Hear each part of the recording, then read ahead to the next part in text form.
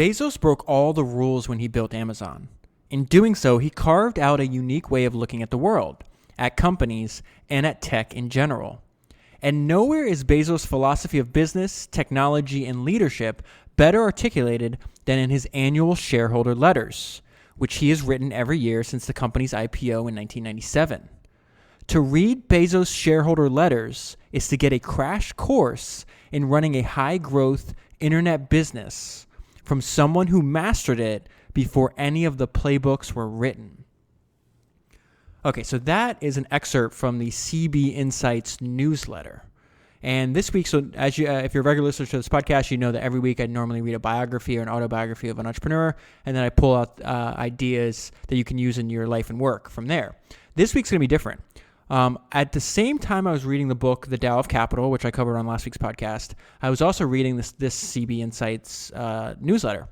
So I spent last week reading every single shareholder letter.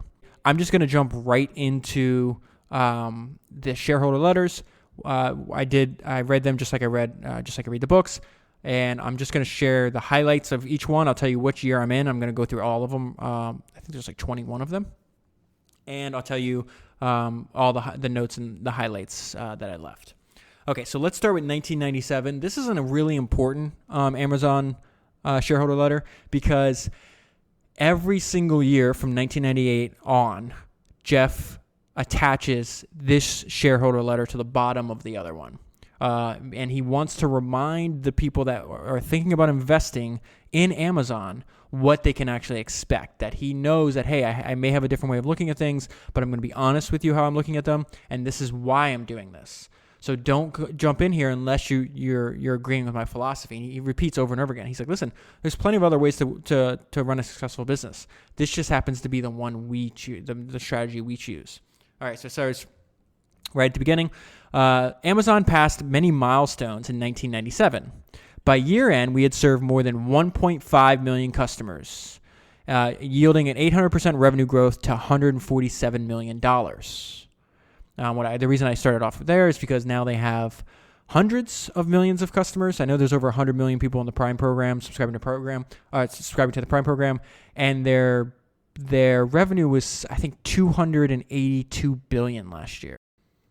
Actually, $241 billion.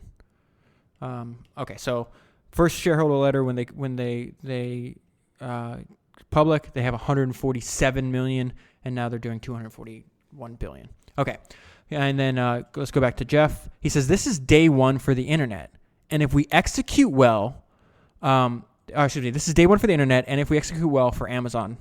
Today, online commerce saves customers money and precious time. Tomorrow, though, personalization, online commerce will accelerate the very process of discovery. Amazon uses the internet to create real value for its customers, and by doing so, hopes to create an enduring franchise, even in established and large markets. And Jeff continues. He says, our goal is to move quickly to solidify and extend our current position while we begin to pursue the online commerce opportunities in other areas. We see substantial opportunity in the large markets we are targeting. This strategy is not without risk. It requires serious investment and crisp execution against established franchise leaders. Then he has the first subheading, which he probably says this term long term. I don't know, maybe 100 times throughout the letters. And he says it's all about the long term. He says, we believe that a fundamental measure of our success will be the shareholder value we create over the long term. Because of our emphasis on the long term, we may make decisions and weigh trade-offs differently than some companies. Accordingly, we want to share with you our fundamental management and decision-making approach. Okay, so now we're going to jump into some of the highlights there. And the first one, he says, we will continue to focus relentlessly on our customers. Okay, so note I left myself. That word relentless is important. I don't know if how many of you know this, but I think I included it in the podcast I did on the Everything Store. But Jeff wanted to name Amazon. He wanted to name his company Relentless. So much so, if you go to relentless.com today, it forwards to Amazon. And that's a good one. If you can only describe Jeff Bezos one way, that word relentless might be the best term you could use. So he says, we will continue to focus relentlessly on our customers. We will continue to make investment decisions in light of long-term market leadership considerations rather than short-term profitability considerations or short-term Wall Street reactions. We will make bold, he uses the word bold constantly too, rather than timid investment decisions where we see a sufficient probability of gaining market leadership advantages. Some of these investments will pay off, others will not, and we will have learned another valuable lesson in each case. He talks a lot about it has to be fundamental to your company DNA to take take risks, to constantly being experimenting, and then doing so when there's basically a limitless upside, because that's how you pay for a bunch of ideas you have that are inevitably going to be failures. Let's see. Okay, so it says we will work hard to spend wisely and maintain our lean culture. We understand the importance of continually reinforcing a cost-conscious culture, particularly in a business incurring net losses. In other words, you have to maintain your frugality.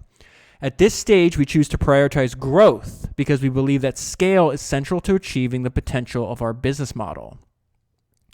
We know our successes will be largely affected by our ability to attract and retain a motivated employee base, each of whom must think like and therefore must actually be an owner. Another common theme of his, that you need to think like an owner. He's gonna. I'll reference that theme through some of the future letters he writes as well, because he says it in different ways. It's really interesting. Another heading: obsess over customers. From the very beginning, our focus has been offering our customers compelling value. We maintained a dogged focus on improving the shopping experience. Remember, at this time, I think they're only selling books. They might have moved into DVDs and music, but there's not that many categories they're in. And he says, we dramatically lowered prices, further increasing customer value. So this, what's best for the customer, is kind of the North Star of how they're making their decisions. But he's going to be honest. He's just referencing, hey, this is going to be a pain in the ass to do, right? And the only way we're going to be able to do this is if we have a motivated employee base that are thinking like owners. But he's also, he lays it out honestly and transparently. He's like, listen, it is not easy to work here. We are working to build something important, something that matters to our customers, something that we can all tell our grandchildren about. Such things are not meant to be easy. And then he continues, looking forward, we are still in the early stages of learning how to bring new value to our customers through internet commerce and merchandising. How crazy is it that he's writing these words in 1998? Okay, and then this is my final highlight from the 1997 shareholder letter. And to me, this summarizes a good one-sentence summary of what I'm about to read. Is one of the most famous, maybe it's not the most famous, but one of my favorite quotes that Jeff Bezos says all the time. He says, step by step, ferociously. So he's willing to be patient. He's willing to put in the work for the long term, but that doesn't mean you go slow. You're still doing it ferociously. It's the way he wants you to think about it. So he says, we now know vastly more about online commerce than when Amazon was founded. Well, we still have so much to learn. Just learned a lot in those 2 years. Though we are optimistic, we must remain vigilant and maintain a sense of urgency. The challenges and hurdles we will face to make our long-term vision for Amazon a reality are several. Aggressive, capable, well-funded competition, considerable growth challenges, and an execution risk. The risks of product and geographic expansion, and the need for large, continuing investments to meet an expanding market opportunity. So before I move on to the 1998 shareholder letter, while I was working on taking notes and organizing all the information I'm going to share with you today, I saw this tweet that was really interesting. And it says, it's kind of interesting that while Apple, Google, and Facebook have totally changed their core concerns in the last decade, Amazon is basically still running a strategy from before some of today's founders were even born. People tend to imagine there's a secret to Amazon's success. And now he's going to quote some of the like what people guess at their secret. It's all a con. They'll raise prices. AWS is paying for it all. Nope.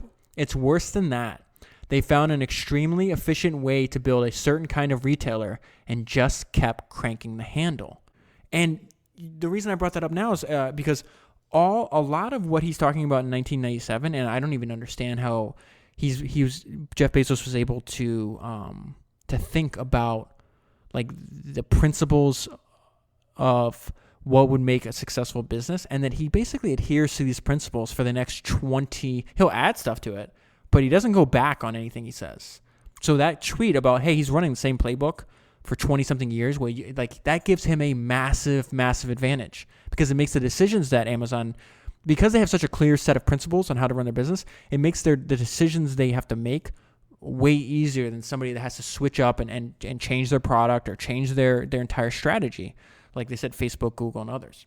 All right, so let's move on to 1998. Summary of this next note is it will be hard, and we will survive only by taking bold risks. So he says, it may be difficult to conceive, but we think the opportunities and risks ahead of us are even greater than those behind us. We will have to make many conscious and deliberate choices, some of which will be bold and unconventional. Hopefully, some will turn out to be winners. Clearly, some will turn out to be mistakes. So he's right on both accounts if you analyze what Amazon has done since this point. And he goes back to his focus, which is really probably the best focus you could have for any customer or for any company. We intend to build the world's most customer-centric company. And then I'm going to skip a couple paragraphs. And he says, there is no rest for the weary. So this is so important. And the note I left myself is Jeff understands human nature. I constantly remind our employees to be afraid, to wake up every morning terrified, not of our competition, but of our customers. Our customers have made our business what it is. They are the ones with whom we have a relationship, and they are the ones to whom we owe a great obligation. And we consider them to be loyal to us, right up until the second that someone else offers them a better service. So that's what I mean about him understanding humans. Like, yeah, people are going to love you right now, but their love for you is fleeting. It's not unconditional. And if you don't maintain this focus on being the world's most customer-centric company, and somebody else does, they'll just take your customers. He says, we're proud of the differentiation we've built through constant innovation and relentless, there's that word again, focus on customer experience. During our hiring meetings, we ask people to consider 3 questions before making a decision. This is interesting. I'm just going to read you. He explains every one. I'm just going to read the 3 questions he has. Will you admire this person? Will this person raise the average level of effectiveness of the group they're entering? And number 3, along what dimension might this person be a superstar? Now, skipping ahead several paragraphs later, the most important thing I could say in this letter was said in last year's letter, which detailed our long-term investment approach. Because we have so many new shareholders, we've appended last year's letter immediately after this letter. So they went from having about 13,000 investors to 200,000 at this time. I invite you to please read the section entitled, It's All About the Long Term. And then this is what he says, and I love this. You might want to read it twice to make sure we're the kind of company you want to be invested in. As it says there, we don't claim it's the right philosophy. We just claim it's ours. Okay, so now we're going to move on to 1999. He starts out a lot of letters, like basic updates. A lot of it's like numbers, percentage of growth, stuff like that. So I'm going to skip over most of that because it's one's not that important 20-something years later, but it's also very confusing. We're just spitting a bunch of numbers and percentages at you. It's easier for me, at least, to read numbers than it is to hear numbers. But I do want to make, there is one highlight I did on this letter that I think is extremely interesting. And he says, consider this most important point. The current online shopping experience is the worst it will ever be. So he's saying it's the worst it's ever going to be, but look how it's still good enough, right? It's good enough today to attract 17 million customers, but it will get so much better. He's taking the roundabout approach. Increased bandwidth will result in faster page views and richer content. Further improvements will lead to always-on access, which I expect will be a strong boost to online shopping at home as opposed to the office. Isn't that crazy? Didn't even know that the smartphone was coming 10 years later. And we'll see significant growth. He kind of did see it, actually. Look at the next sentence I just tripped over. And we'll see significant growth in non-PC devices and wireless access. Moreover, it's great to be participating in what is a multi-trillion-dollar global market in which we are so very, very, very tiny. We are doubly blessed. We have a market-sized, unconstrained opportunity in an area where the underlying foundational technology we employ improves every day. That is not normal. And I think that's not that word not. I think he underlined it. That may be the only time he underlines anything in all 20-something letters that I read. So again, we have a market-sized, unconstrained opportunity in an area where the underlying foundational technology we employ improves every day. That is not normal. And I just love that idea. It's like, listen, a lot of people say, we have 17 million customers. That's a successful business. But what we can be compared to where we are now, we could be so much better in the future if we have the patience and we're able to survive then. Let's just hold on. And he always talks about this idea of being heads down focused. And if we'll get there, we'll have much greater opportunities. He also talks about, listen, there's just some opportunities that only larger companies can employ. But a lot of them don't. A lot of large companies don't even take advantage of those opportunities because they're scared, like they get risk averse, which he'll talk about in later letters. It's very fascinating. Okay, so now we're getting to the 2000 shareholder letter, which is written, the year after. So this is after the dot-com bubble, and it says, this is how he starts the letter. Ouch.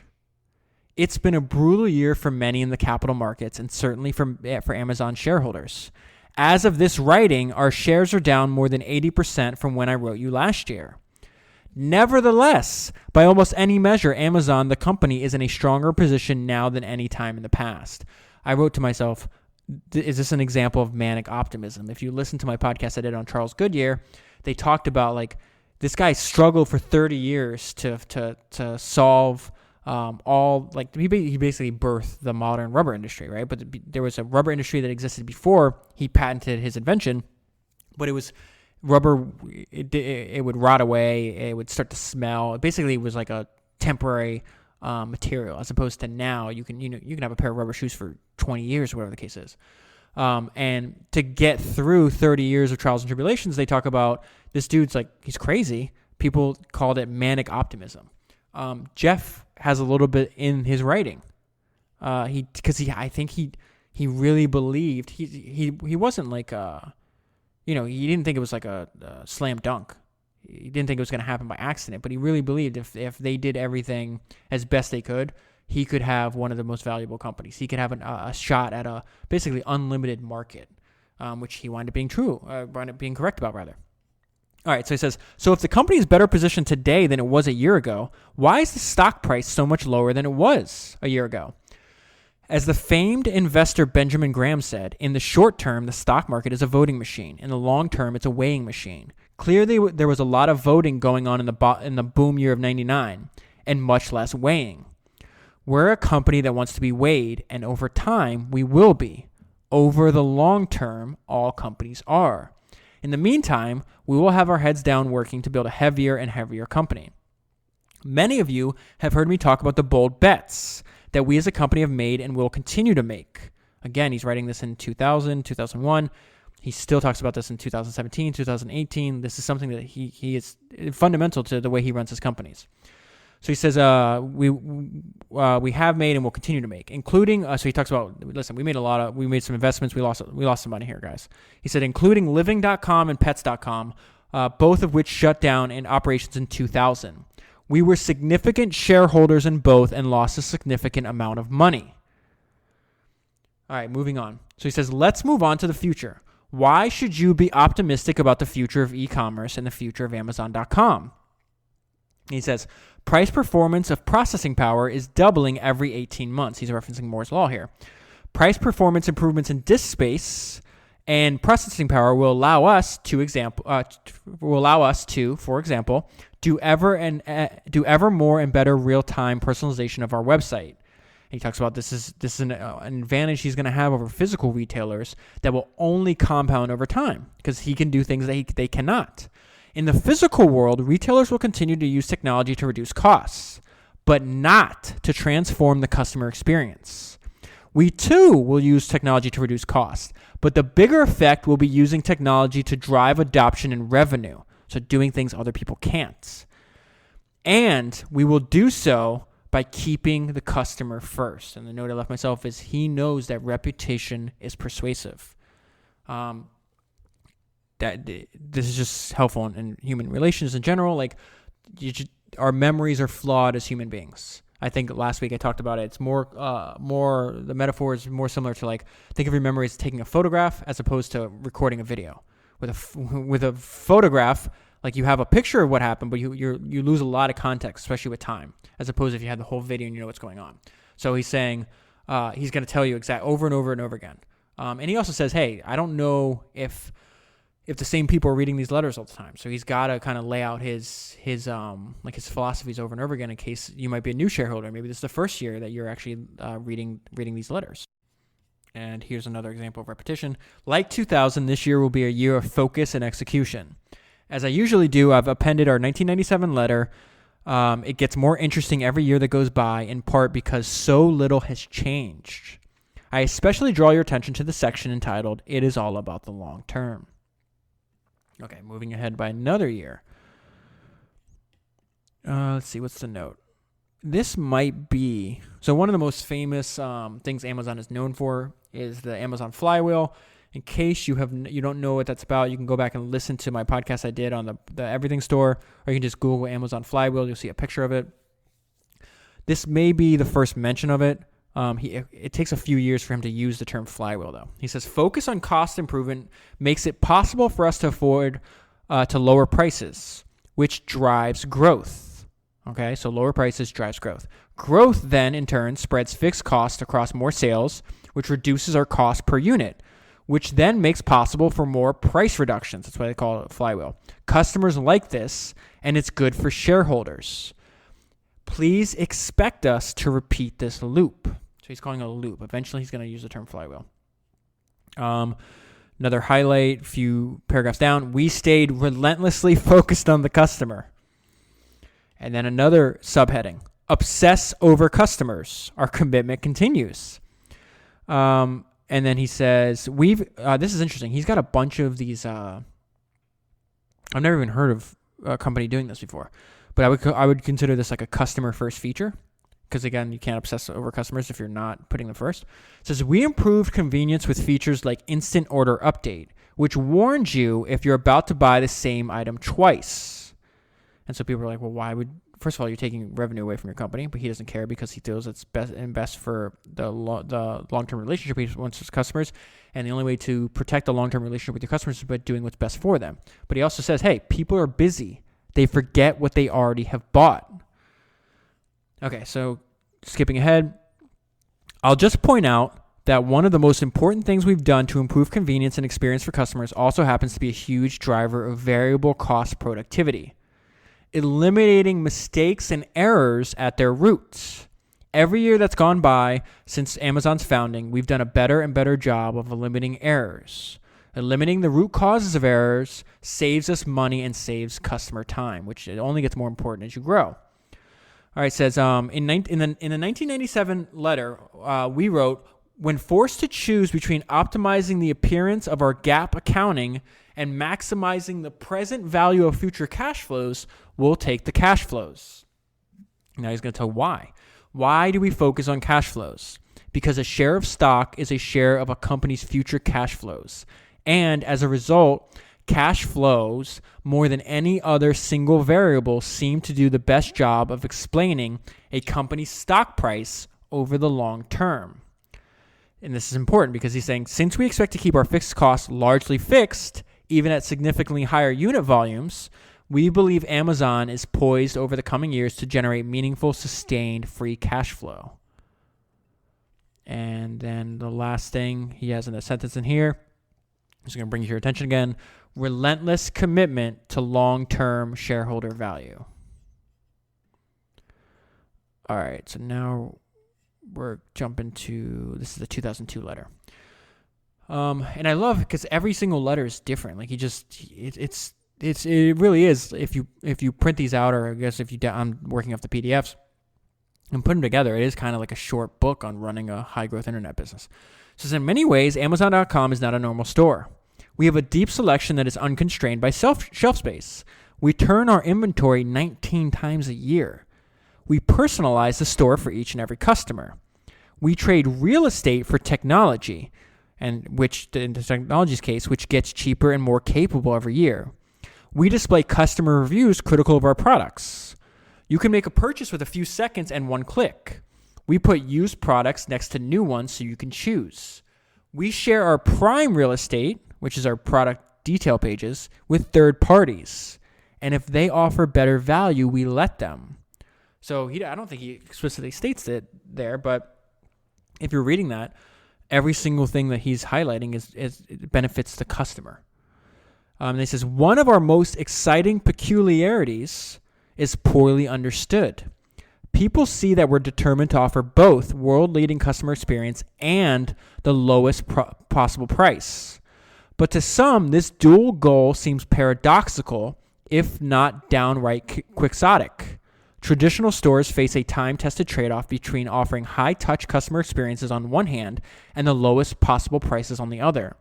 How can Amazon be trying to do both? And this is such an important point. You can't do both unless you change the customer experience. The answer is that we transform much of the customer experience. With customer experience costs largely fixed, which he makes the point is more like a publishing model than a retailing model, our costs as a percentage of sales can shrink rapidly as we grow our business. We believe our ability to lower prices, this is the summary, we believe our ability to lower prices and simultaneously drive customer experience is a big deal. And I just want to read one more thing from this letter because this surprised me. And usually if something's surprising, I try to include it on the podcast. So think about what's happening here. This is 2002 shareholder letter. They're still competing heavily in books. And he wants to make sure, he started the letter saying, hey, like not only do we want to have the best customer experience, but we also want to have the lowest possible prices. This is crazy. What they did to make sure they, as a test to make sure have the lowest possible prices. They went to bookstores in New York City and Seattle, where it says we priced, then he starts working on the 100 bestseller list of 2002. He says we priced all 100 titles by visiting their superstores in both Seattle and New York City. It took us 6 hours in 4 of their different superstores to find all 100 books on their list. When we added up everything we spent, we discovered that at their stores, these 100 best-selling books cost $1,561. At Amazon, the same books cost $1,195 for a total savings of $366 or 23%. For 72 of the 100 books, our price was cheaper. On the 25 of the books, our price was the same. On 3 of the 100, their prices were better. We subsequently reduced our prices on these books. So this kind of, first of all, I just think it's amazing because there's this real famous essay that I recommend everybody reading. Would read it. It's by Paul Graham. It's called "Do Things That Don't Scale." Well, going and physically buying 100 bestseller lists is something that don't scale, but it's a wonderful way to tell how you're actually doing. It reminds me, if you listen to the podcast I did on the Invisible Billionaire, at the time, Daniel Ludwig he's got like a net worth of something like $3 or $6 billion in like the 70s. He's probably 50 or 60 years old at this time. He's thinking about investing. He made a lot of money in shipping, oil, real estate, other things like that. But he's thinking about investing. I think it was like Panama or somewhere in either Central or in South America, but like the northern part. And he had invested a lot of money in the Bahamas one time, and he relied on like scientists and people saying, "Hey, like you can build this huge ship because like you're able to dredge and to make the channels you need so the ship can get through." Winds up, they were wrong. So what this guy does, he hops on a flight from New York City down. I think it was Panama. I'm going to say Panama. I'm just going to go with it. To Panama. He's dressed in just jeans and like dirty clothes. He goes down, goes to a hardware shop, gets like a string that he measures out to like 6 feet and 9 feet at different lengths, and like a weight, like a I'm not a fisherman, so I don't know what they're called, but like the weights they put on the end of fishing lines. Then rents a boat and then goes out and physically by himself, by hand, checks to make sure that the information he was given about like the depth and how like this specific geolocation is this deep and etc. Like what he needs to make sure he can get his ships in there is accurate. Then that same day he flies back to New York. Like that is an insane level of dedication. And he only did that because it's practical. It's like, hey, how else am I going to find out? These in the past I've relied on other people's judgment and it didn't work out. So this time I'm not gonna make the same mistake twice. This is like almost like I know it's not Jeff going out. Imagine in 2002 you run into, I guess we wouldn't know who Jeff Bezos, not many people would know who he was at the time, but like, this is still very interesting that Amazon said, we're going to take the time. We're going to spend 6 hours. We're going to and we're going to actually check. Like we're promising, we're saying, hey, not only do we have unlimited shelf space, but the pricing is better. And they went out and checked. I don't know. I think that idea can be applied to so many different things. And I think it's important for entrepreneurs and other people. Sometimes like, oh, I have other people that might do it. Or like, just even if you have other people do it, like check on what they're doing and do things that don't scale, but are valuable. Okay. I love that idea a lot. All right. So now we're going to 2003. Okay. It says, long-term thinking, there's that word again, is both a requirement and an outcome of true ownership. Owners are different from tenants. I know a couple who rented out their house, and the family who moved in nailed their Christmas tree to the hardwood floors instead of using a tree stand. Expedient, I suppose, but no owner would do something so short-sighted. Similarly, many investors are effectively short-term tenants, turning their portfolios so quickly they're really just renting the stocks that they temporarily own. It's an interesting concept. We emphasize our long-term views in the 1997 letter to shareholders, our first as a public company, because that approach really does drive making many concrete, non-abstract decisions. I would like to discuss a few of these non-abstract decisions in the context of customer experience. And here's an example. It says, for instance, shortly after launching Amazon in 1995, we empowered customers to review products. While now a routine Amazon practice, at the time we received complaints from a few vendors, basically wondering if we understood our business. And here's something he heard, some of the examples of those things he heard. You make money when you sell things. Why would you allow negative reviews on your website? Speaking as a focus group of one, I know I've sometimes changed my mind before making purchases on Amazon as a result of negative or lukewarm customer reviews. Though negative reviews cost us some sales in the short term, helping customers make better purchase decisions ultimately pays off for the company. In this next section, this is where he's going to actually spell out a real-world example of long-term thinking, and more importantly, why, which is huge when you're communicating with other humans. You can't just broadcast to them. You have to explain why you think the way you do, or why you arrived at the decision, or why it's important.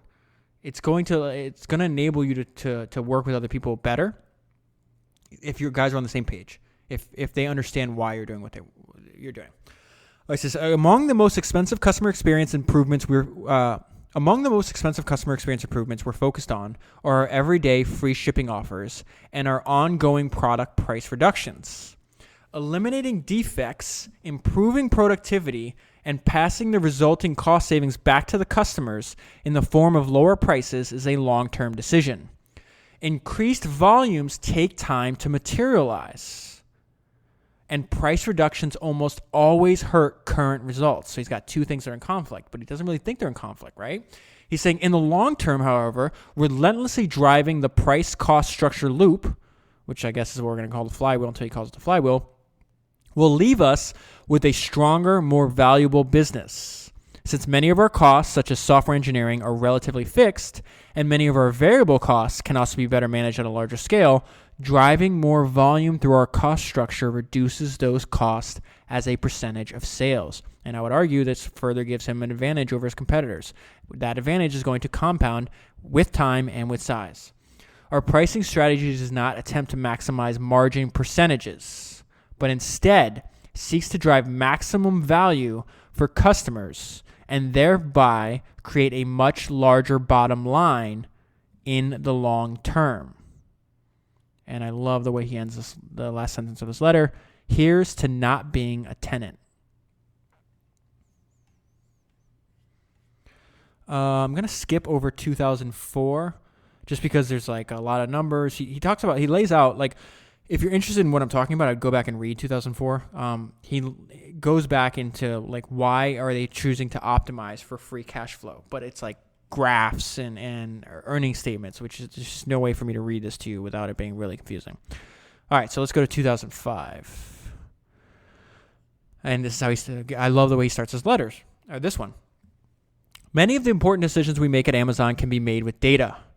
There is a right answer or a wrong answer, a better answer or a worse answer, and math tells us which is which.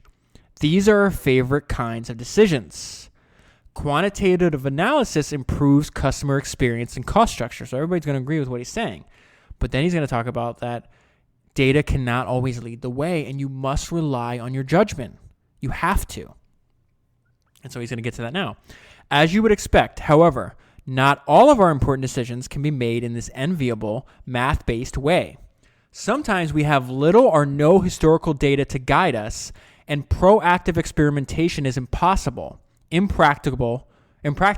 or tantamount to a decision to proceed. Though data, analysis, and math play a role, the prime ingredient in these decisions is judgment. As our shareholders know, we have made a decision to continuously and significantly lower prices for customers year after year as our efficiency and scale make it possible. This is an example of a very important decision that cannot be made in a math-based way. In fact, and he was getting a lot of criticism around this time for doing so. In fact, when we lower prices, we go against the math that we can do, which always says that the smart move is to raise prices. But our judgment is that relentlessly returning efficiency improvements and scale economies to customers in the form of lower prices creates a virtuous cycle that leads over the long term to much larger dollar amount of free cash flow. Remember, he always wants to optimize for that. And thereby is much more valuable to Amazon. Do you see how all of his principles are kind of interlocking and they work within one another? That's what I mean is like why he can execute a plan for 20-something, essentially the same plan, different domains, for 20-something years, and that's a huge advantage. Now, he's got this great footnote here, and this is a problem we all face, and that is how do you make decisions in a complex, adaptive system? And the world is a complex, adaptive system, and starting a company is a complex, adaptive system. So he talks about this. He read this paper. It was written in 1976. It's called The Structure of Unstructured Decision Processes. And this is his main takeaway from the paper. And it's interesting that he leaves this in the footnote. He says, talking about the paper now, they look at how institutions make strategic, unstructured decisions as opposed to more quantifiable operating decisions.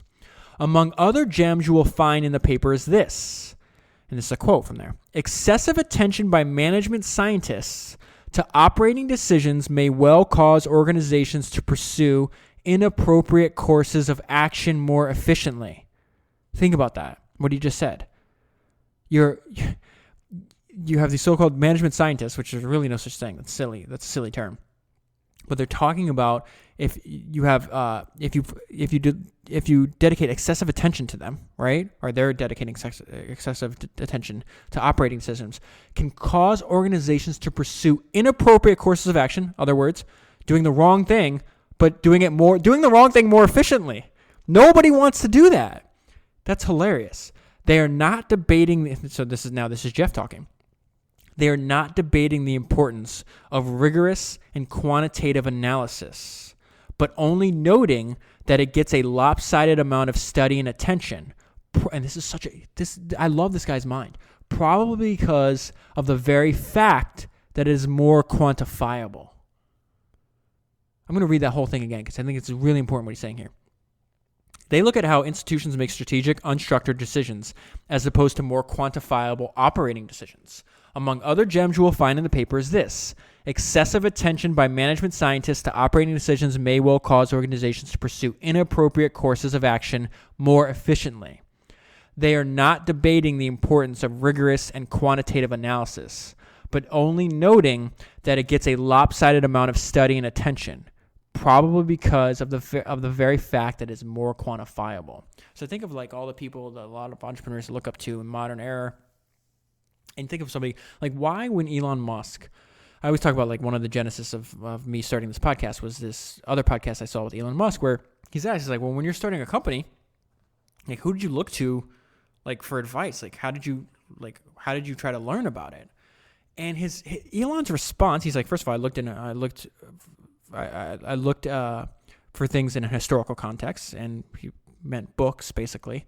And it's interesting what he follows after this. He says, I didn't read business books. I read biographies and autobiographies because I thought they were helpful. Because Elon understands this whole idea that the world and then the microcosm of the world of starting a new company where the outcome changes. It's a complex adaptive system. It doesn't change. It doesn't behave as you would expect it to. And therefore, studying one idea that may have worked for somebody is not the best idea. If you look at the totality, and he referenced like the life of Benjamin Franklin, but if you look at the totality as much as you can from biography of other people's lives, you understand, okay, why they make that decision. And then you can gather information from their experience, not to say there's 10 rules of making a successful business. If you ever see an article like that, you know it's bullshit. It doesn't exist.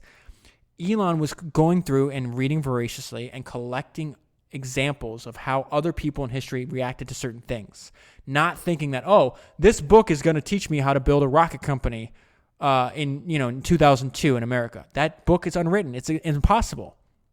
This book is going to teach me how to make an electric car company. Like it didn't exist.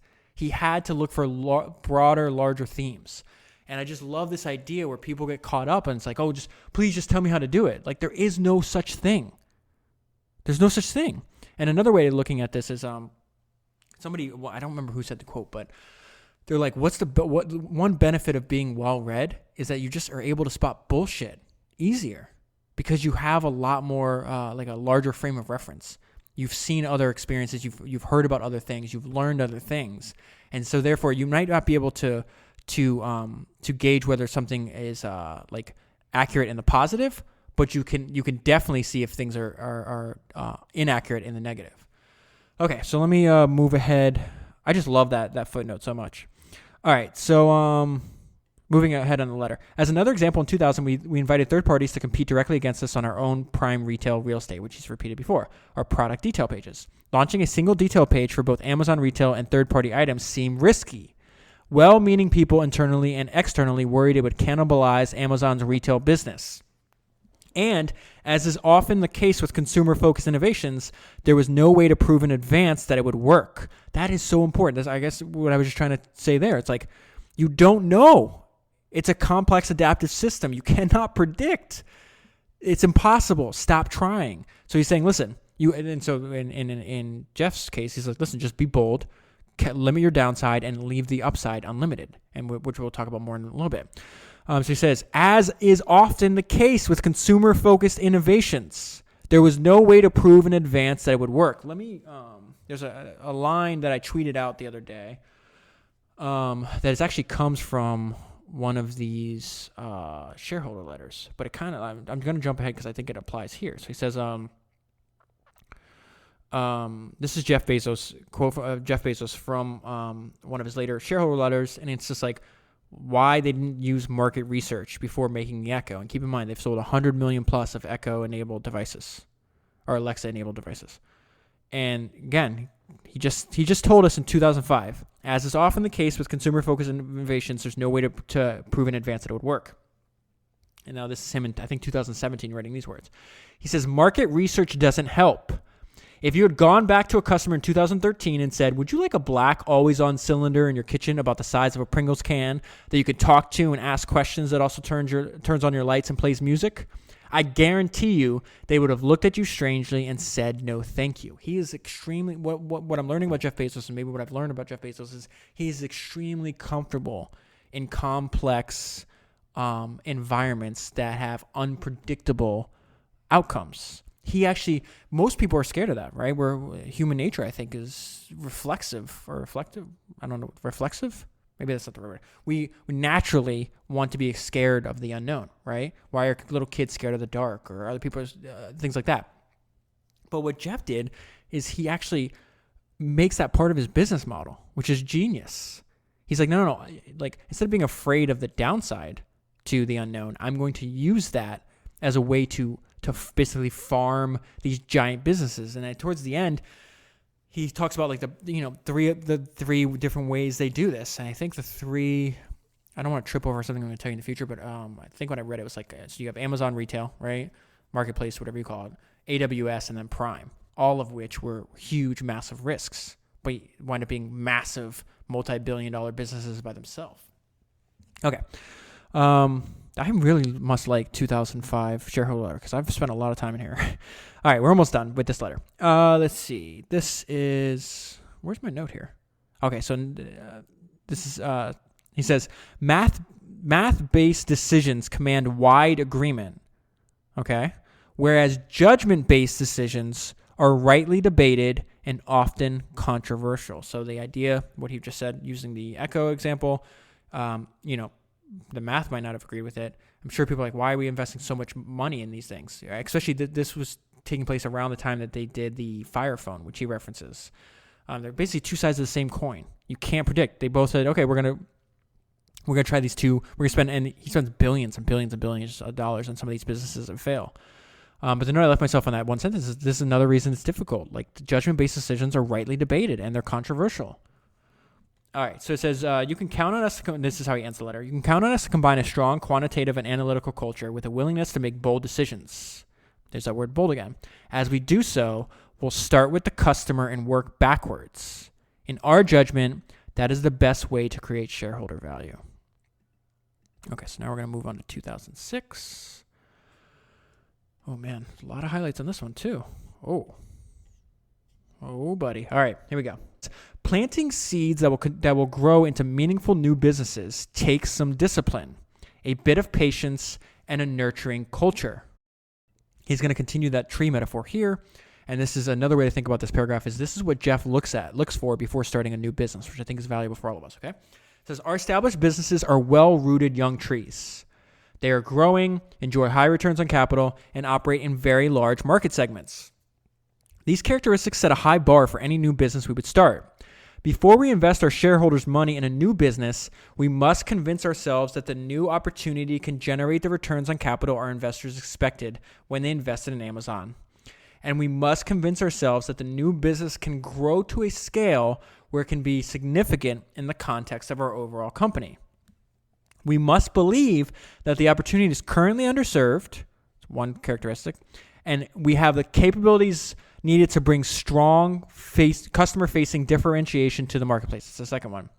I often get asked, when are you going to open physical stores? And then he's going to talk about he just gave us his mini rubric for businesses, right? And now he's going to give us an example of one business opportunity that they could pursue that fails this mini rubric, and the second one that hits all of them. Therefore, he knows he can move forward. He says, I often get asked, when are you going to open physical stores? That's an expansion opportunity we've resisted. It fails all but one of the tests outlined above.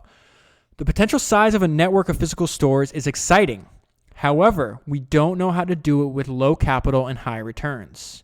Physical world retailing is a cagey and ancient business that's already been well served. What an interesting use of words there. Cagey and ancient, already well served. And we don't have any ideas for how to build a physical store experience that's meaningfully differentiated for customers. Interesting. 2006 they didn't, but I don't know if you've heard of Amazon Go. I think they're in Seattle. I think they're in New York City. I don't remember where the other one, if there is more than that. But it turns out they didn't know how to do it in 2006. Appears they know how to do it now. Okay, so this is an example of the business that passes all the tests, and probably the most. It'd be interesting if this winds up being more valuable than any other Amazon business, including the retail part. I'm sorry. Nope. I thought I was going to talk about AWS. AWS is the next one, so there's two of them. AWS is what I was talking about, but this is Fulfillment by Amazon. Fulfillment by Amazon is a set of web services APIs that turns our 12 million square foot fulfillment center network into a gigantic and sophisticated computer peripheral. If you pay us 45 cents a month per cubic foot of fulfillment space, you can stow your products in our network. You make web service calls to alert us to expect inventory to arrive. to tell us to pick up and pack one or more items, and to tell us where to ship those items. You never have to talk to us. It's differentiated, can be large, and passes our returns bar. Amazon Web Services is another example. With AWS, we're building a new business focused on a new customer set, software developers. And then this is all of his attributes of a successful business, which he feels AWS has. And he winds up being proved right in time again. We're targeting broad needs universally faced by developers, such as storage and compute capacity, areas in which developers have asked for help and in which we have deep expertise from scaling Amazon.com over the last 12 years. We're well positioned to do it. It's highly differentiated and can be a significant, financially attractive business over time. And then he feels that doing this hard work is actually a competitive advantage. He says, in some large companies, it may be difficult to grow new businesses from tiny seeds because of the patience and nurturing required. In my view, Amazon's culture is unusually supportive of small businesses with big potential, and I believe that's a source of competitive advantage. Like any company, we have a corporate culture formed not only by our intentions, but also a result of our history. For Amazon, it includes several examples of tiny seeds growing into big trees. We have many people at our company who have watched multiple $10 million seeds turn into billion-dollar businesses. The first-hand experience and the culture that has grown up around those successes, in my opinion, is a big part of why we can start businesses from scratch. The culture demands that these new businesses be high potential, that they be innovative and differentiated, but it does not demand that they be large on the day they are born. Okay, so moving forward to 2007, this is interesting. This is how he thought about how Amazon thought about designing the Kindle. We started by setting ourselves the admittedly audacious goal of improving upon the physical book. We did not choose that goal lightly. Anything that has persisted in roughly the same form and resisted change for 500 years is unlikely to be improved easily. It's kind of a variation of one of my favorite ideas I've learned over the past few years, which is the Lindy effect. We knew Kindle would have to get out of the way, just like a physical book, so readers could become engrossed in the words and forget they're reading on a device. It's also smart. We also knew that we shouldn't try to copy every last feature of a book. We could never outbook the book. We have to add new capabilities, ones that could never be possible with a traditional book. The list of useful things that can be done only in the new medium is a long one. And then he goes on to like a larger, like almost philosophical idea here. And he makes an interesting point on how our tools, seeing as we're the species that are the tool builders, can actually change us. It's really interesting. We humans co-evolve with our tools. We change our tools, and then the tools change us. Writing, invented thousands of years ago, is a grand whopper of a tool, and I have no doubt that it changed us dramatically. 500 years ago, Gutenberg's invention led to a significant step in the cost of books. Physical books ushered in a new way of collaborating and learning. Lately, network tools such as desktop computers, cell phones, etc., have changed us too. And this is so interesting. So this is how he sees it's changed us. They've shifted us more toward information snacking, and I would argue toward shorter attention spans. He's writing this in 2007. What do you think he would, if you asked him about this today? It's undoubtedly done that. I was watching this documentary. It's like a mini documentary on YouTube the other day about this guy goes around and like just to like bookstores all over the world, and he also interviews people that happen to like wind up making the time to read more than average people. And one of the people he interviewed said something that I thought was very, very interesting, so much so since I've learned it, I've been repeating it constantly. And she said that reading is forced meditation, that in a world where we're constantly scrolling and tapping and looking at like bite-sized, what Jeff Bezos here has called information smacking, the opposite of that is reading a book where you're forced to focus on a subject. I always think of it like I'm having a one-sided conversation about something. Like think about the Tao of Capital, the one I did last week. that guy has been working on that idea for 30 years. And what I got in, 10 to 15 hours reading the book is a one-sided conversation about him synthesizing an idea that he's thought about for 30 years. And I think that's extremely valuable. And the idea of thinking about reading books as forced meditation. I also think podcasts and audiobooks fit into this as well. Because, think about, I listen to some podcasts anywhere from 30 minutes, if you think of, Hardcore History, to 5 hours. Whatever the case is, you are meditating on a subject for much longer than, looking at a picture on Instagram for a second or looking at a tweet or whatever the case is. And I think that it's interesting I've seen surveys and stuff where we talk about apps that make you anxious and apps that give you a pleasurable feeling when you're done using them. And what I love is the podcast players app. It's always scores really high on it was beneficial. It wasn't wasted time, as opposed to a lot of the social apps are. A lot of people they may be addicted, but they largely a waste of time. And then let me move on. Oh, he says something really interesting here, because I always talk about I'm an evangelist for reading and for podcasts, right? Which you kind of pick up on if you've listened to this podcast for any length of time. But maybe I'm using the wrong word. Maybe the better word is missionary, and we're going to learn about that right here with Jeff. He says, we hope Kindle and its successors may gradually and incrementally move us over the years into a world with longer spans of attention.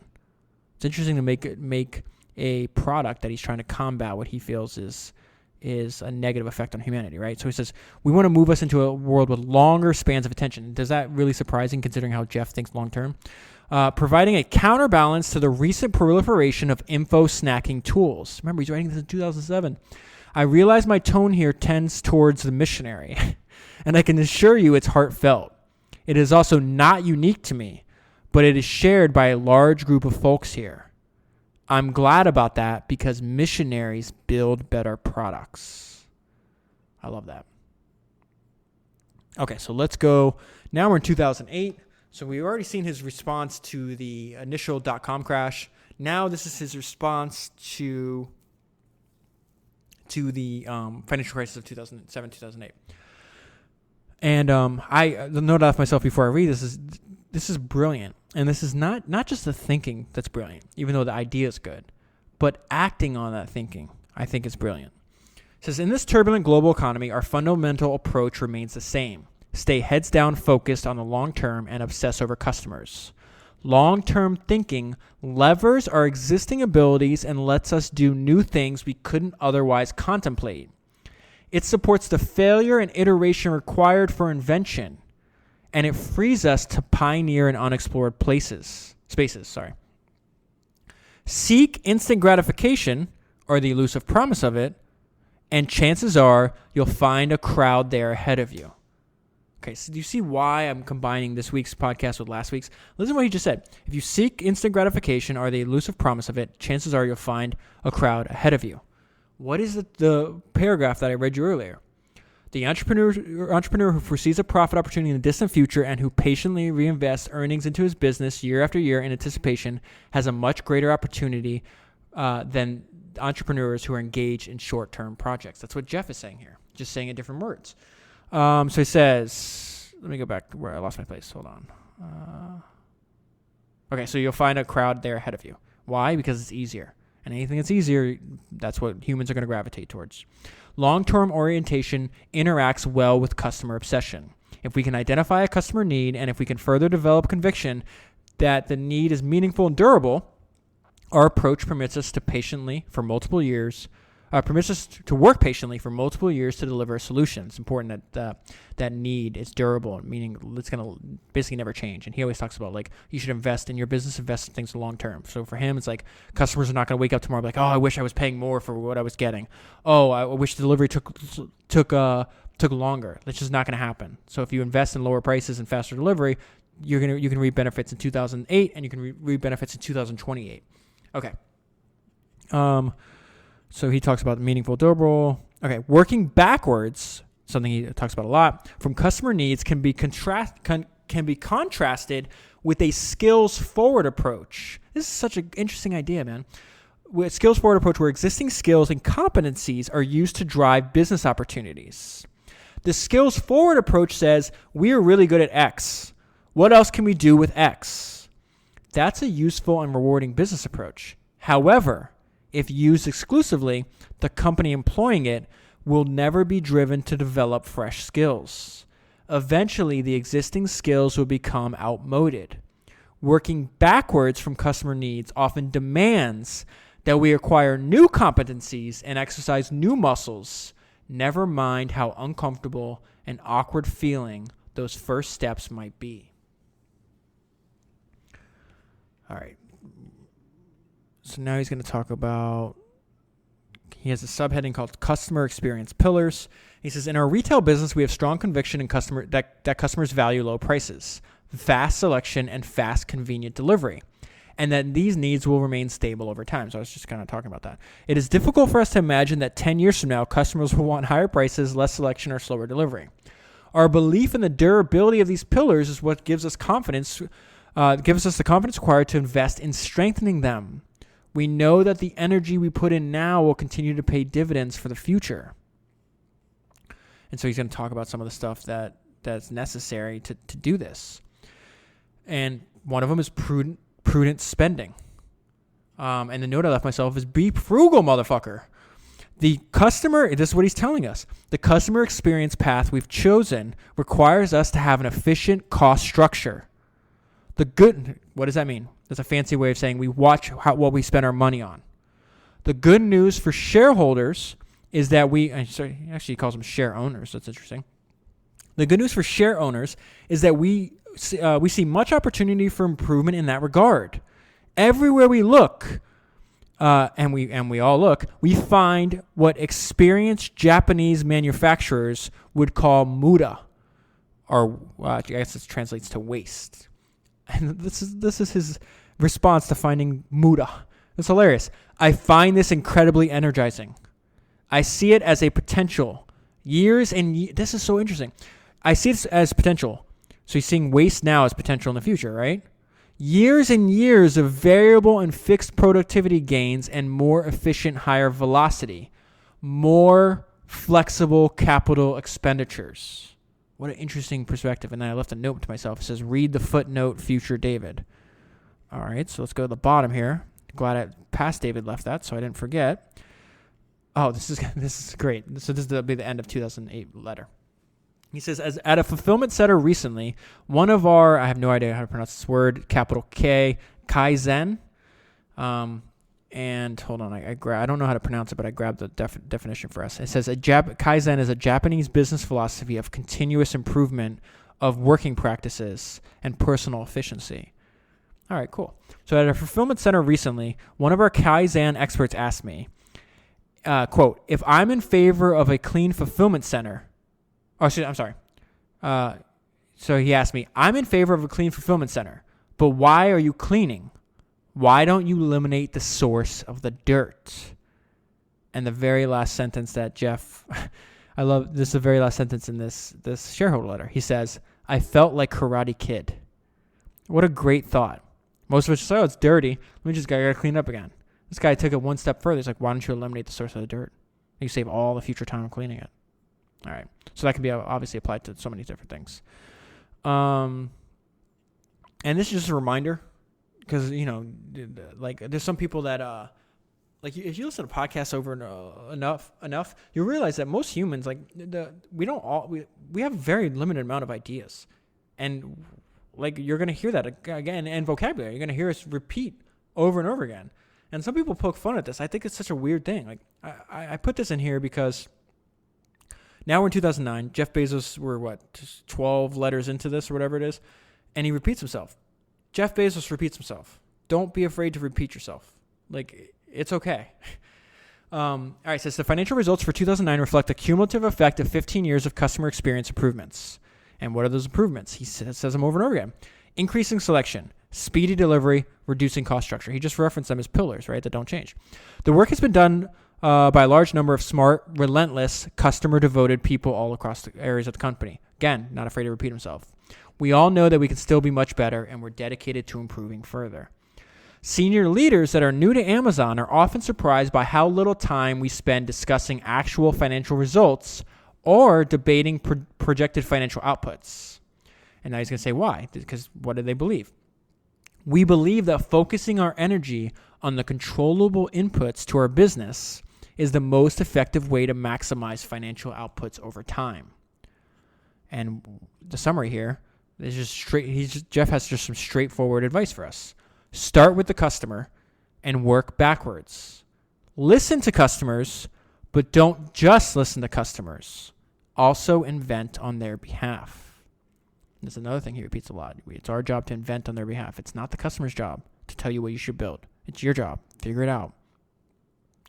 All right, 2010. Many of the problems we face have no textbook solutions. We just had this discussion about the benefit of reading biographies and looking at the whole when you're dealing with a complex adaptive system. Many of the problems we face have no textbook solutions, and so we happily invent new approaches.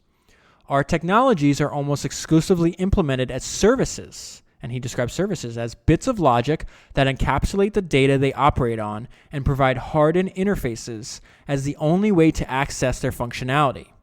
This approach reduces side effects and allows services to evolve at their own pace without impacting the other components of the overall system. And now he's talking, this is really interesting, what he's getting to now. He's saying, listen, this idea that you should have, that companies have a research and development, an R&D department is ridiculous. Because he's like, in a company, R&D is the responsibility of every department. So he says, all of the effort we put into technology might not matter that much if we kept technology off in the side in some sort of R&D department. But we don't take that approach. Technology infuses all of our teams, all of our processes, all of our decision-making, and our approach to innovation in each of our businesses.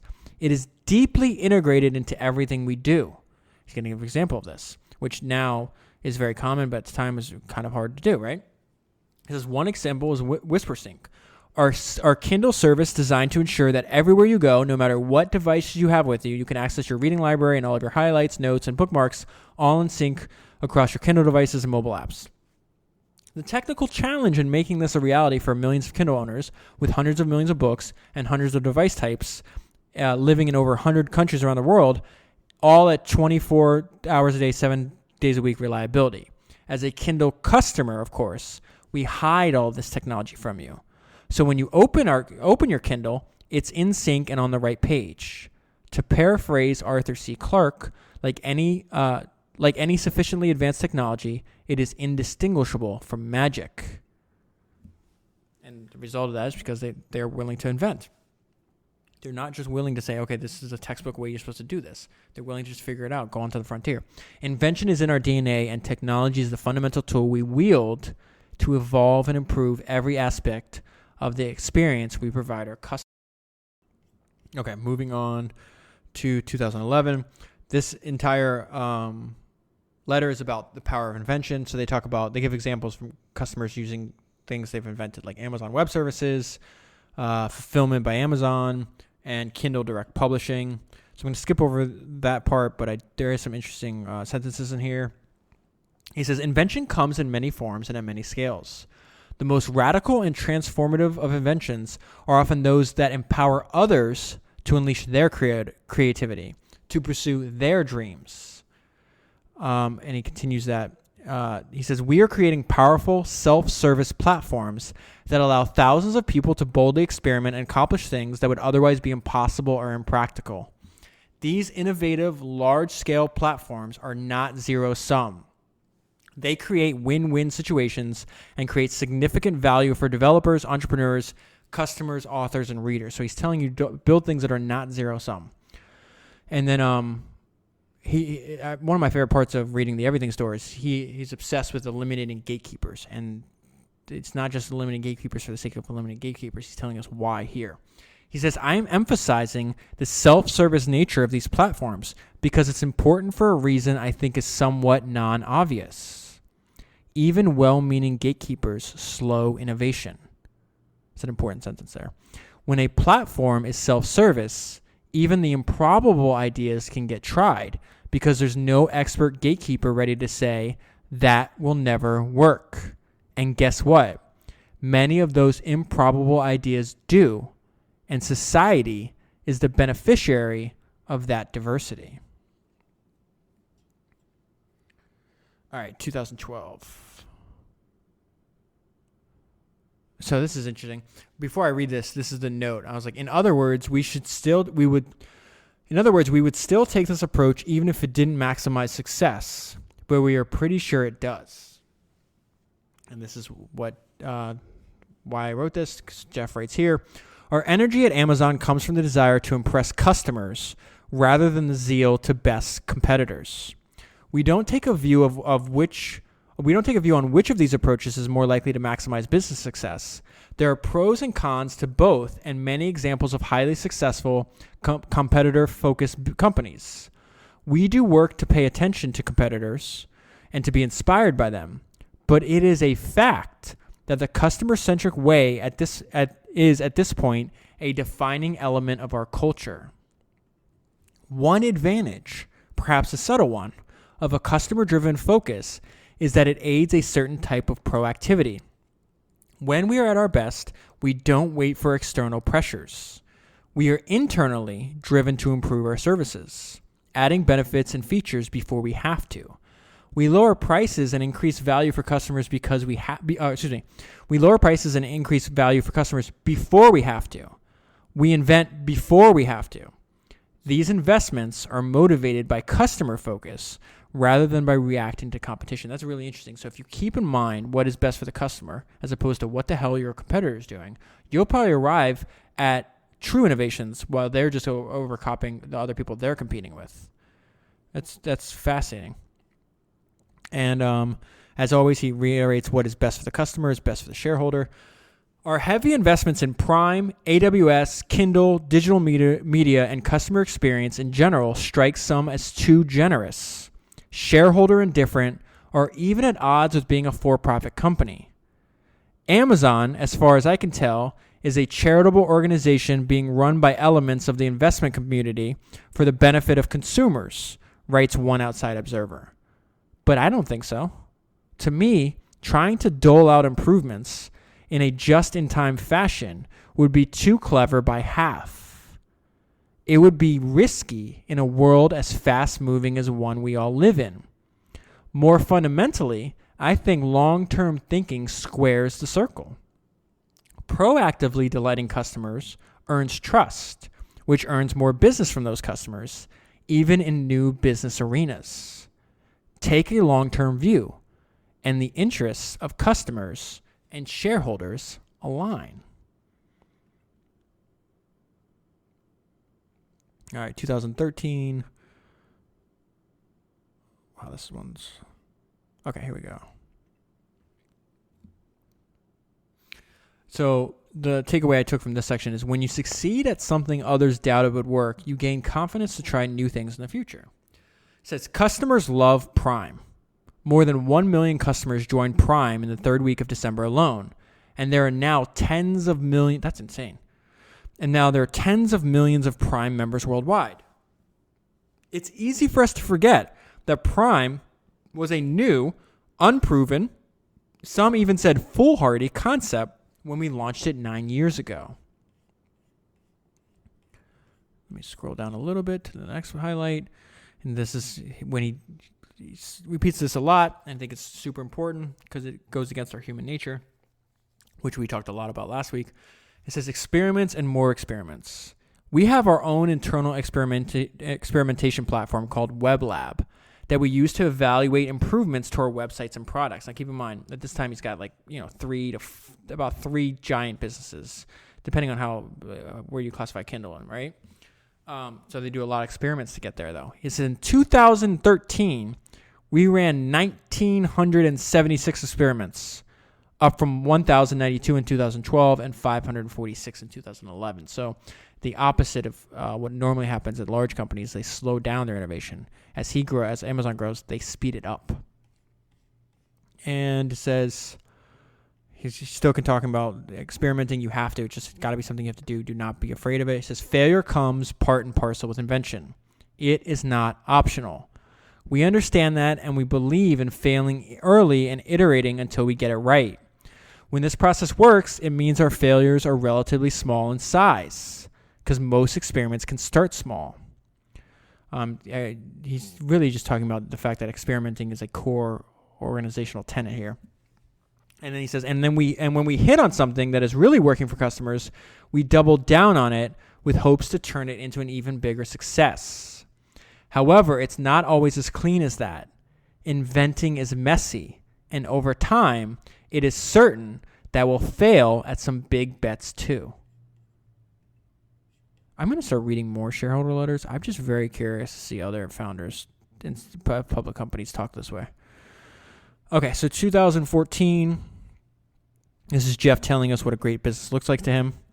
A dreamy business offering has at least 4 characteristics. Customers love it, it can grow to a very large size, it has strong returns on capital, and it is durable in time, with the potential to endure for decades. When you find one of these, don't swipe right. Get married. Well, I'm pleased to report that Amazon hasn't been monogamous in this regard. After 2 decades of risk-taking and teamwork, and with generous helpings of good fortune along the way, we are now happily wed to what I believe are 3 such life partners: Marketplace, Prime, and AWS. Each of these offerings was a bold bet at first, and sensible people worried that they would not work. But at this point, it's becoming pretty clear how special they are and how lucky we are to have them. It's also clear that there are no sinecures in business. We know it's our job to always nourish and fortify them. He says, we'll approach this job with our usual tools: customer obsession rather than competitor focus, heartfelt passion for invention, commitment to operational excellence, and a willingness to think long term. And then this is maybe the first time in these letters where Jeff actually uses the word flywheel. We're all the way up in 2014. And it's a great example of what it means here in case you're not sure. He says, the success of this hybrid model accelerated the Amazon flywheel. Customers were initially drawn by our fast-growing selection of Amazon-sold products at great prices with great customer experience. By then allowing third parties to offer products side by side, we became more attractive to customers, which drew even more sellers. This also added to our economies of scale, which we passed along by lowering prices and eliminating shipping fees for qualifying orders. Having introduced these programs in the US, we rolled them out as quickly as we could to other geographies. The result was a marketplace that became seamlessly integrated with all of our global websites. So another way to think about, he continues a few paragraphs later, which I love. This is probably the simplest way to think about, to understand the flywheel, and that's feeding energy from one thing into another, right? So it says, maintaining a firm grasp of the obvious is more difficult than one would think it should be, but it's useful to try. If you ask what do sellers want, the correct and obvious answer is they want more sales. So what happens when sellers join Fulfillment by Amazon and their items become Prime eligible? They get more sales. Notice also what happens from a Prime member's point of view, so the other side, right? Every time a seller joins Fulfillment by Amazon, Prime members get more Prime eligible selection, meaning the value of the membership goes up. This is very powerful for our flywheel. Fulfillment by Amazon completes the circle. Marketplace pumps energy into Prime, and Prime pumps energy into Marketplace. So that was the best description I've heard so far. Okay, so it says, large enterprise. So now he's going to talk about AWS. Large enterprises have been coming on board as well, and they're choosing to use AWS for the same primary reason that startups did: speed and agility. So this is so important because he really understands. He understands what his customers want, and he's telling you to understand what your customer wants. Okay, so he says, now you have these large companies coming on AWS. Startups started first, but now the large ones are, and they're doing it for the same reasons, which is odd: speed and agility. So he says, having lower IT costs is attractive, and sometimes the absolute cost savings can be enormous. But cost savings alone could never overcome deficiencies in performance of functionality. Enterprises are dependent on IT. It is mission critical. So the proposition, the sales pitch, in other words, I can save you a significant amount on your annual IT bill, and my service is almost as good as what you have now, will not get too many customers. What customers really want in this arena is better and faster. And if better and faster can come along with a side dish of cost savings, then terrific. But the cost savings is the gravy, not the steak. IT is so high leverage. You don't want to imagine a competitor whose IT department is more nimble than yours. Every company has a list of technology projects that the business would like to see implemented as soon as possible. The painful reality is that tough triage decisions are always made, and many projects never get done.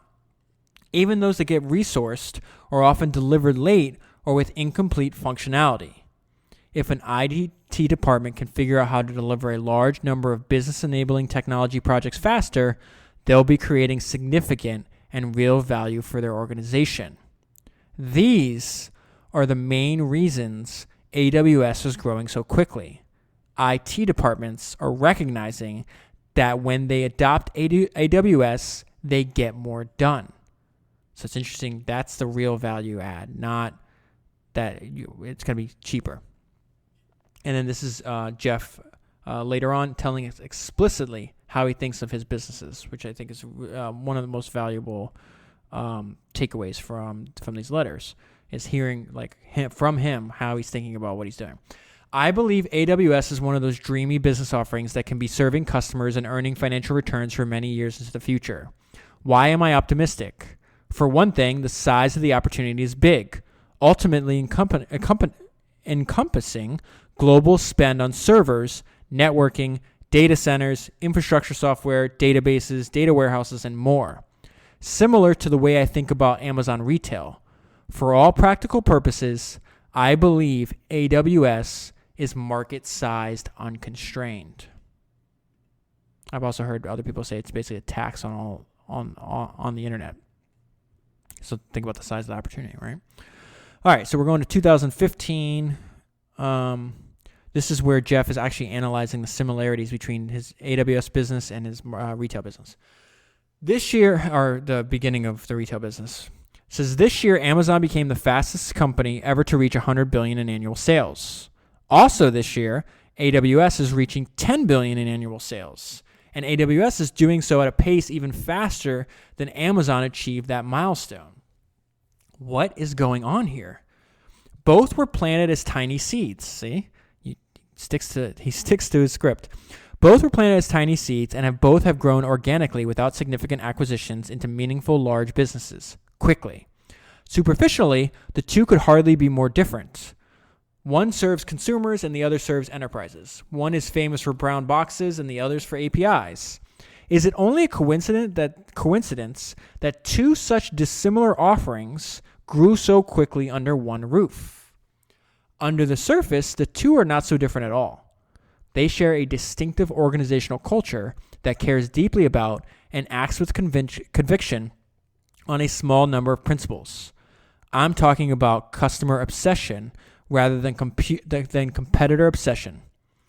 Eagerness to invent and pioneer, willingness to fail, the patience to think long term, and the taking of professional pride in operational excellence. A word about corporate cultures, rather, not just theirs. For better or worse, they are enduring, stable, and hard to change. They can be a source of advantage or disadvantage. You can write down your corporate culture, but when you do so, you're discovering it, uncovering it, not creating it. It is created slowly over time by the people and by the events, by the stories of past success and failure that become a deep part of company lore. If it's a distinctive culture, it will fit certain people like a custom-made glove. The reason cultures are so stable in time is because people will self-select. Someone energized by competitive zeal may select and be happy in one culture, while someone who loves to pioneer and invent may choose another. The world, thankfully, is full of many high-performing, highly distinct corporate cultures. We never claim our approach is the right one. We just claim that it's ours. And this is actually I'm going to get to one of my favorite Jeff Bezos quotes ever. It's actually saved. I always talk to you. I have these screenshots that I save my phone under a folder. Just things that I want to remember, ideas I want to remember. And so every so often I open up the folder and just scroll through. And it's like flashcards for ideas. It's really interesting, actually. All right, to invent, you have to experiment. I'll tell you when I get to the quote. To invent, you have to experiment, and if you know in advance that it's going to work, it's not an experiment. Most large organizations embrace the idea of invention, but are not willing to suffer the string of failed experiments necessary to get there. Outsized returns often come from betting against conventional wisdom, and conventional wisdom is usually right. Given a 10% chance of 100 times payoff, you should take that bet every time. But you're still going to be wrong 9 times out of 10. We all know that if you swing for the fences, you're going to strike out a lot, but you're also going to hit some home runs. Now, this is the start of the quote I love. The difference between baseball and business, however, is that baseball has a truncated outcome distribution. When you swing, no matter how well you connect with the ball, the most runs you can get is 4. In business, every once in a while, when you step up to the plate, you can score 1,000 runs. This long-tail distribution of returns is why it's important to be bold. Big winners pay for so many experiments. And then scrolling down a little bit, this is actually a longer, one of his longer letters that he wrote. And this is the difference between Amazon and most technology companies. Many companies describe themselves as customer-focused, but few walk the walk. Most big technology companies are competitor-focused. They see what others are doing and then work to fast follow. And then Jeff talks this idea about an invention machine, and he's going to, this is also him telling us how he makes decisions. Wow, I've been talking for a while. My voice is going. All right. We want to be a large company that's also an invention machine. We want to combine the extraordinary customer service capabilities that are enabled by size with the speed of movement, nimbleness, and risk acceptance mentality normally associated with entrepreneurial startups. Can we do it? I'm optimistic. We have a good start on it, and I think our culture puts us in a position to achieve the goal, but I don't think it'll be easy. There are some subtle traps that even high-performing large organizations can fall into as a matter of course, and we'll have to learn as an institution how to guard against them. One common pitfall for large organizations, one that hurts speed and inventiveness, is a one-size-fits-all decision-making. This is a really important point. Some decisions are consequential and irreversible, or nearly irreversible, one-way doors. And these decisions must be made methodically, carefully, slowly, and with great deliberation and consultation. If you walk through and don't like what you see on the other side, you can't go back to where you were before. We call these type 1 decisions. But most decisions aren't like that. They're changeable and reversible. They're two-way doors. If you've made a suboptimal type 2 decision, you don't have to live with the consequences for that long. You can reopen the door and go back through. Type 2 decisions can and should be made quickly by high judgment individuals or small groups. But this is the difference between Amazon and other companies, right? As organizations get larger, there seems to be a tendency to use heavyweight type 1 decision-making process, and he put that into italics, the word process, on most decisions, including type 2 decisions. The end result of this slowness, unthoughtful risk aversion, failure to experiment sufficiently, and consequently diminished invention. We'll have to figure out how to fight that tendency. Okay, so now we're going to 2016. And I love how he starts this letter. He says, Jeff, what does day 2 look like? That's a question I just got at our most recent all-hands meeting. I've been reminding people that it's day 1 for a couple of decades. I work in an Amazon building named Day 1, and when I moved buildings, I took the name with me. I spend time thinking about this topic. And so this is his answer. Day 2 is stasis, followed by irrelevance, followed by excruciating, painful decline, followed by death, and that is why it's always day 1. To be sure, this kind of decline would happen in extreme slow motion. An established company might harvest day 2 for decades, but the final result will still come. I'm interested in the decision. I'm interested in the question. How do you fend off day 2? What are the techniques and tactics? How do you keep the vitality of day one even inside a large organization? Such a question can't have a simple answer. There will be many elements, multiple paths, and many traps. I don't know the whole answer, but I know bits of it. Here's a starter pack of essential day one defense. Customer obsession, a skeptical view of proxies, which we'll elaborate more on in a minute, the eager adoption of external trends. Wow. I mean, how many businesses do that? Eager adoption of external trends. And high velocity decision making. Okay. There are many ways to center a business. You can be competitor focused, you can be product focused, you can be technology focused, you can be business model focused, and there are more. But in my view, obsessive customer focus is far more protective of day one vitality. Staying in day one requires you to experiment patiently, accept failures, plant seeds, protect saplings, and double down when you see customer delight. A customer-obsessed culture creates the conditions where all of that can happen. So now he's going to elaborate on what he meant by resist proxies. She says, as companies get larger and more complex, there's a tendency to manage proxies. So I didn't understand what he meant until he explains in the next paragraph. This comes in many shapes and sizes, and it's dangerous, subtle, and very day two. So he says, a common example is process as a proxy. This is something Steve Jobs talked about too. He says, good process serves you so you can serve customers. But if you're not watchful, the process can become the thing. This can happen very easily in large organizations. The process becomes the proxy for the result you want. You stop looking at outcomes and you just make sure you're doing the process right. Gulp. It's not that rare to hear a junior leader defend a bad outcome with something like, well, we followed the process. A more experienced leader would use it as an opportunity to investigate and improve the process. The process is not the thing. Another example, market research and customer surveys can become proxies for customers, something that's especially dangerous when you're inventing and designing products. He's going to give an example here. 55% of beta testers report being satisfied with this feature. That is up 47% in the first survey. That's hard to interpret and could unintentionally mislead. Good inventors and designers deeply understand their customer. They spend tremendous energy developing that intuition. They study and understand many anecdotes rather than only the averages you'll find on surveys. They live with the design. A remarkable customer experience starts with heart, intuition, curiosity, play, guts, taste. You won't find any of that in a survey. So he's going to talk about the what he calls high velocity decision making. Day two companies make high quality decisions, but they make high quality decisions slowly.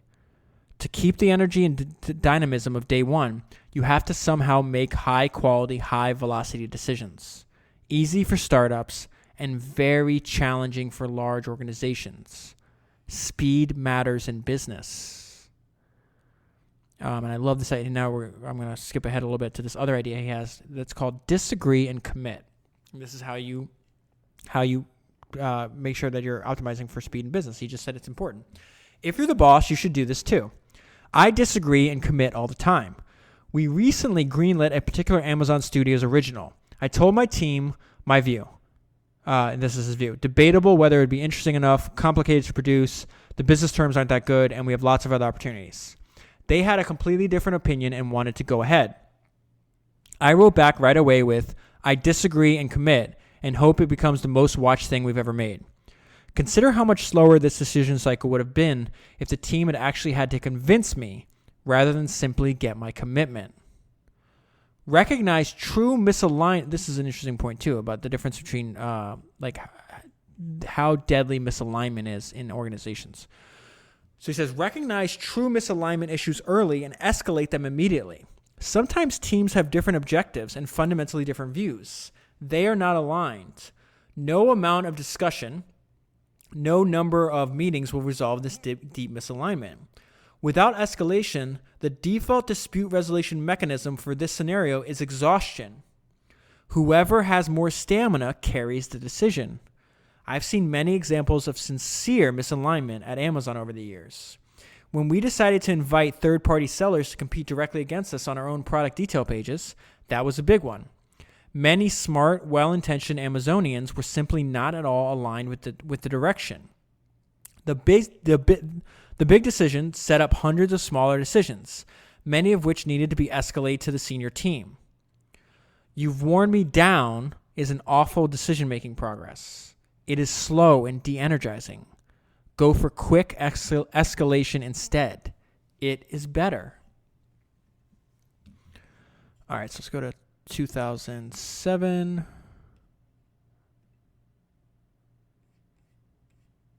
This is very interesting. One thing I love about customers is that they are divinely discontent. Their expectations are never static. They go up. It's human nature. We didn't ascend from our hunter-gatherer days by being satisfied. People have a voracious appetite for a better way, and yesterday's wow quickly becomes today's ordinary. I see that cycle of improvement happening at a faster rate than ever before. You cannot rest on your laurels in this world. Customers won't have it. So how do you stay ahead of ever-rising customer expectation? There's no single way to do it. It's a combination of many things. But high standards are certainly a big part of it. I'd like to share with you the essentials of what we learned so far about high standards inside an organization. First, he's asking the question, is this intrinsic or teachable? He says, first, there's a foundational question. Are high standards intrinsic or teachable? Do we first and foremost need to select for high standards people? If so, this letter would need to be mostly about hiring practices. But I don't think so. I believe high standards are teachable. In fact, people are pretty good at learning high standards simply through exposure. High standards are contagious.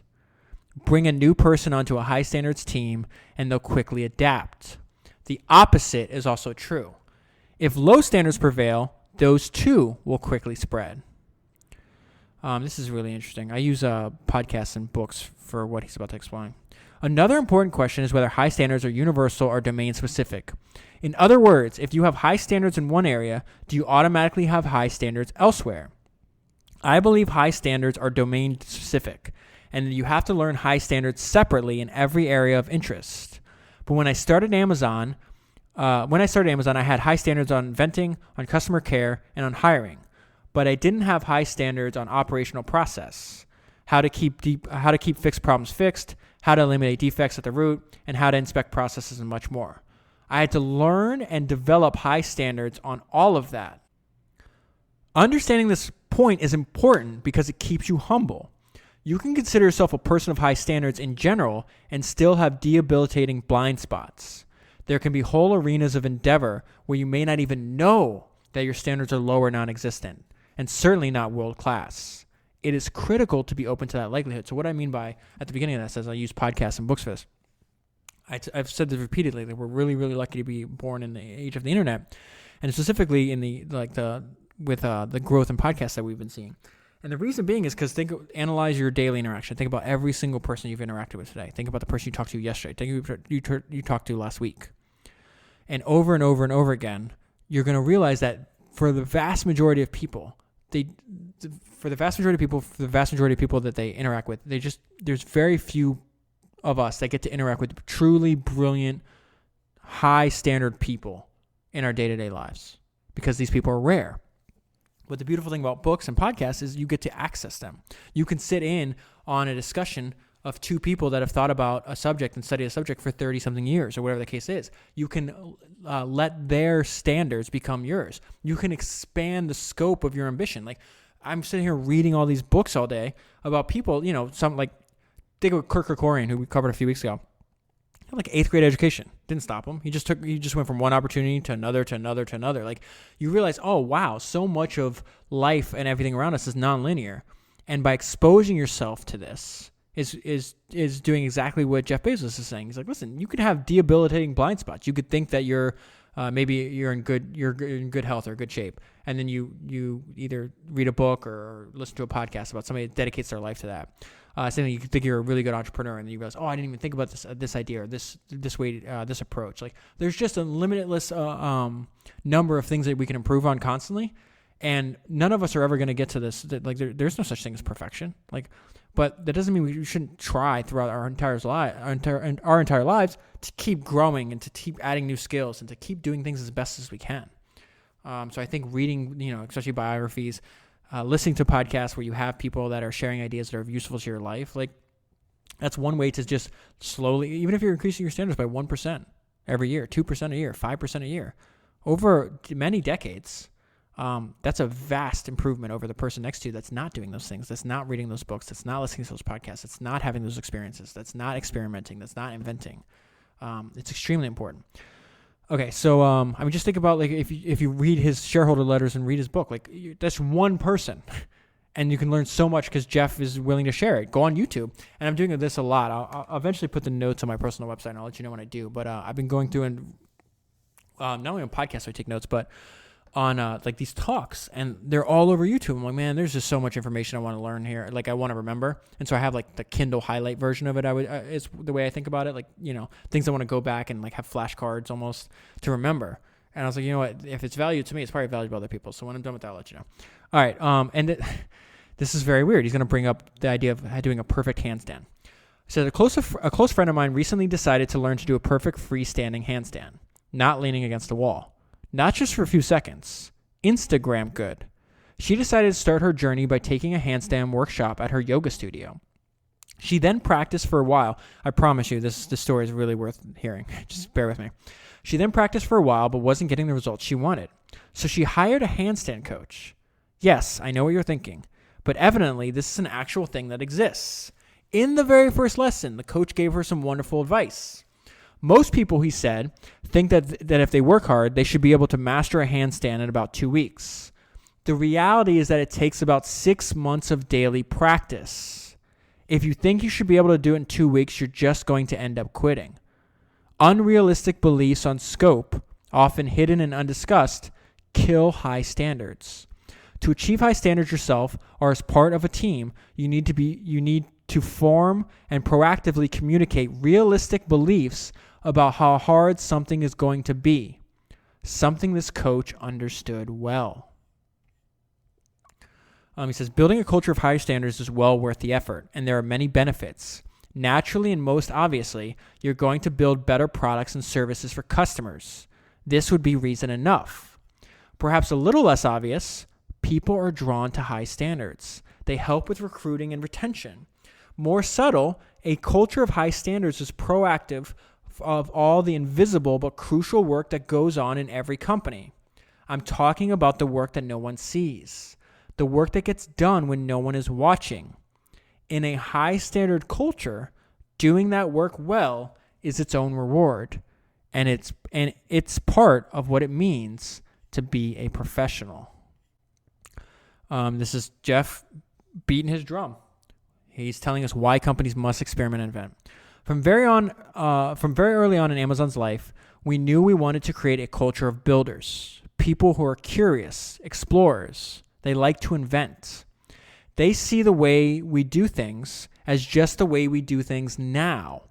A builder's mentality helps us approach big, hard-to-solve opportunities with a humble conviction that success can come through iteration, invent, launch, reinvent, relaunch, start over, rinse, repeat again and again. They know the path to success in anything. They know the path to success is anything but straight. Wandering, this is such an interesting use of the word wandering. I love how he says this. Wandering in business is not efficient, but it is also not random. It's guided by hunch, gut, intuition, curiosity, and powered by a deep conviction that the prize for customers is big enough and it's worth being a little messy and tangential. Tangential. I don't know if I'm pronouncing that word. You know what the word is. To find our way there. Wandering is an essential counterbalance to efficiency. You need both. The outsized discoveries, the nonlinear ones, are highly likely to require wandering. And that's kind of, if you think about that, it makes sense. If you didn't have to wander, if there was these huge nonlinear opportunities, somebody would have done them. You have to go off paths that other people aren't doing. You have to wander. All right. The biggest needle movers will be things that customers don't know to ask for. We must invent on their behalf. We have to tap into our own inner imagination about what's possible. AWS itself, as a whole, is an example. No one asked for AWS. No one. Turns out the world was in fact ready and hungry for an offering like AWS, but didn't know it. We had a hunch, followed our curiosity, took the necessary financial risks, and began building, reworking, experimenting, and iterating countless times as we proceeded. And customers are responding to our customer-centric wandering and listening. AWS is now a $30 billion annual run rate business and is growing fast. And here he talks about something I don't think I've heard anybody else say. He talks about failure needs to scale too. And this is the last of the highlights. And you also hear a quote in here that I read to you earlier. He says, as a company grows, everything needs to scale, including the size of your failed experiments. If the size of your failures isn't growing, you're not going to be inventing at a scale that can actually move the needle. Amazon will be experimenting at the right scale for a company of our size if we occasionally have multi-billion-dollar failures. Development of the Fire Phone and Echo was started around the same time. While the Fire Phone was a failure, we were able to take our learnings and accelerate our efforts into building the Echo and Alexa. No customer was asking for it. This was definitely us wandering, and market research doesn't help. If you'd gone to a customer in 2013 and said, would you like a black, always-on cylinder in your kitchen about the size of a Pringles can that you can talk to and ask questions, that also turns on your lights and plays music, I guarantee you they would have looked at you strangely and said no thank you.